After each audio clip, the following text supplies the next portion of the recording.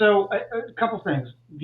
I have a fortunate situation. I haven't always had this, but the name brand Aqua, if you're looking in cloud native, is widely known. And I hear so often, "Hey, I've been following your company," when I'm on interviews, which is a great thing.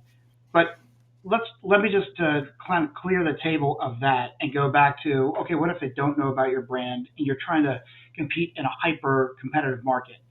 Let's presuppose that you've already looked into the market and the people and the product, and you've determined this is the right company to be.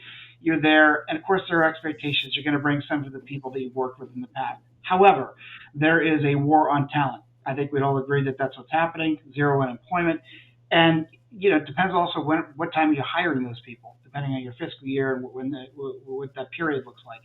You're now up against the most attractive packages out there: salaries, OTEs, variables, signing bonuses, all kinds of different things are surrounding even moderate to good talent. But that's not what you want. You want a talent, right? So how do you differentiate? And I think we in sales have spent a lot of time figuring out how we differentiate our solutions, our products, our services, our companies.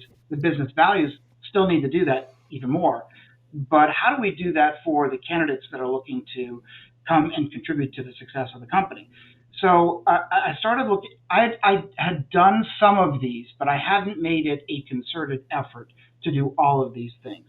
So I started looking into it. I'm like, okay, first thing I need to do is I need to know, well, what am I going after? Most people do this. The geography, the verticals. Is this a velocity play? Is this an enterprise play? What type of companies are we going to target? Every company has a certain type of, oh, if we could just hire from that company type of thing. How long does somebody need to have time on bike, which just means tenure and selling? And if it's enterprise, it's probably north of 7 to 9 years, in that range. But there's a psychological aspect to it as well. So again, this is all under the who you're going after. Because if you're going after a target, you need to know what the target is, right?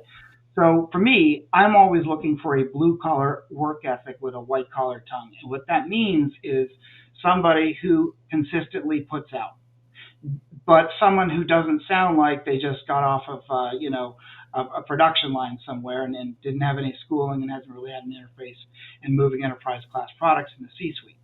So that's the first thing.